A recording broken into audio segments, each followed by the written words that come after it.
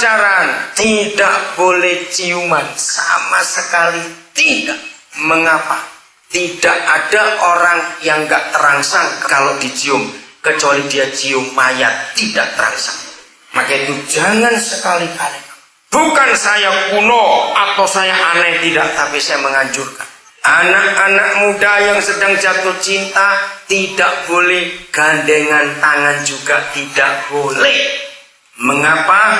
Orang yang sedang jatuh cinta itu jari-jari tangannya ada strum 240.000 volt.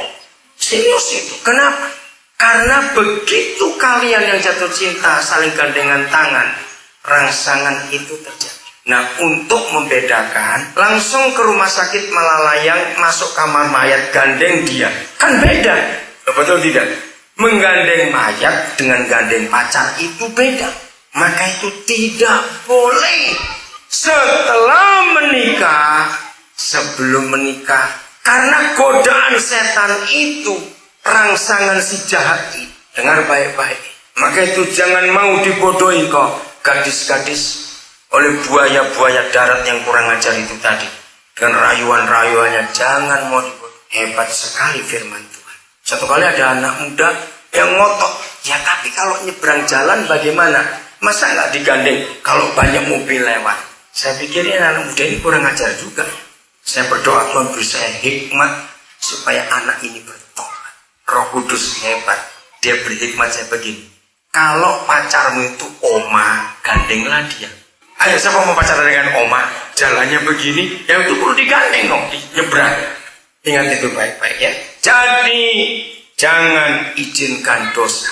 Cadat, korban cinta pasti perempuan. Nah, begitu cewek itu sakit hati, setelah diperamani, nggak sampai seminggu, cowoknya sudah jalan dengan gadis perempuan lain.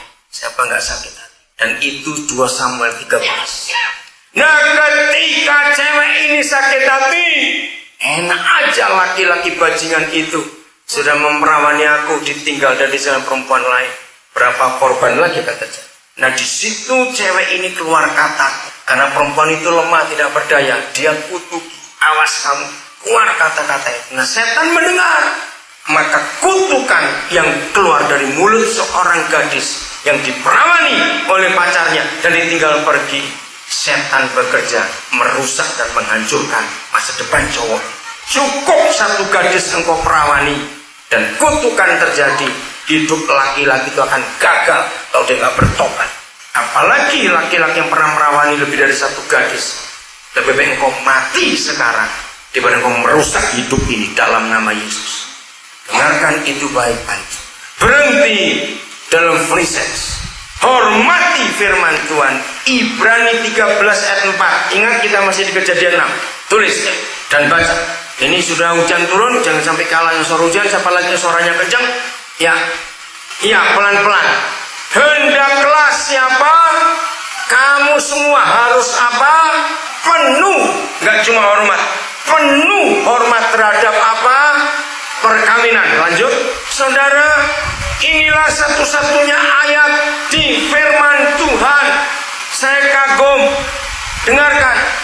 Di seluruh dunia ini tidak ada pemerintah, baik pemerintah pusat presiden atau perdana menteri, sampai pemerintah tingkat 2-nya gubernur, sampai ke bupati, sampai ke wali kota, camat, yang ada negara di dunia membuat sensus tempat tidur.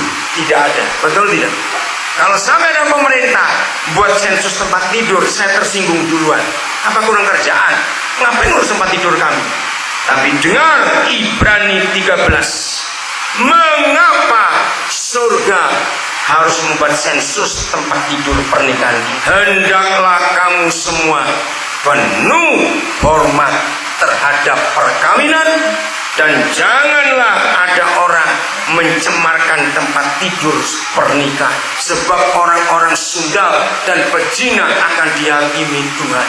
Ibu bapak, kata cemar, tempat tidur kita kotor, tempat tidur kita cemar, bukan karena spray 4 bulan tidak dicuci, tapi tempat tidur pernikahan kita najis, cemar dan kotor. karena ada persundalan, perjinan, ada bahugel di situ. Hebat sekali. Mengapa Yahweh Tuhan berfirman segitu detailnya, rincinya tentang pernikahan, sampai tempat tidur saja diurus? Karena sebagaimana dia hadir di masa perjanjian lama, setiap kali dia hadir di perjanjian lama, dia pasti bilang, lepaskan sepatumu, tempat ini kudus karena aku hadir. Jadi ibu bapak, saudara-saudara, adik-adikku, anak-anakku yang akan menikah, satu-satunya takhta Tuhan di dunia itu bukan di gereja, bukan di mimbar ini, tapi di tempat tidur pernikahan kita. Katakan amin. Maka itu dia minta, jangan kau kotori tempat tidurmu, karena di situ dia hadir. Luar biasa bukan? Jadi janjinya jaga dirimu, tidak ada seks sebelum diberkati. Ingat, hentikan. Saudara, saya pun pernah buat data di tanah Kristen, tanah Minahasa ini. Misalnya 1 tahun sebuah gereja, kenapa mati Pak lampu? Misalnya 1 tahun di sebuah gereja itu meninggalkan 10 pasang pengantin.